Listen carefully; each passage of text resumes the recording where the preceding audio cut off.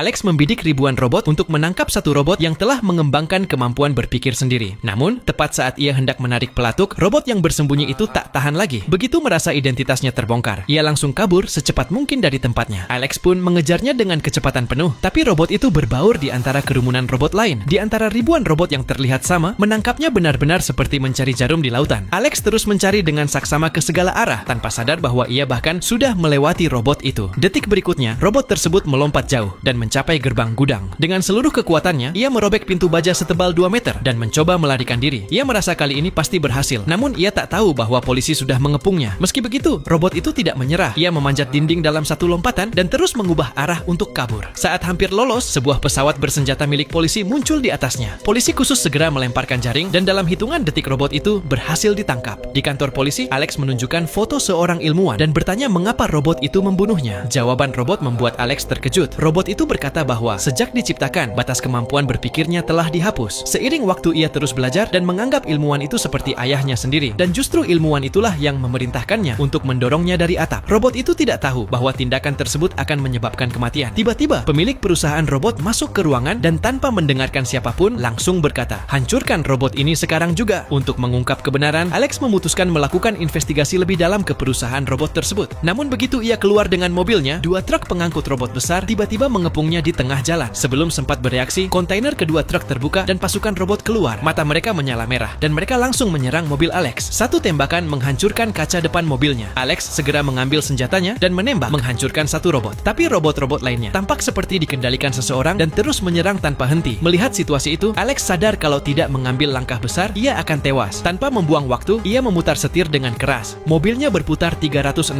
derajat di jalan dan entah bagaimana ia berhasil lolos dari serangan. Namun mobilnya akhirnya menabrak dinding. Untungnya, ia hanya mengalami luka ringan. Ia segera melaporkan seluruh kejadian kepada atasannya. Tetapi saat tim penyelidik tiba di lokasi, mereka terkejut karena tidak ada satupun bukti pertempuran di terowongan itu. Ternyata, sebelum mereka datang, para robot sudah membersihkan seluruh area.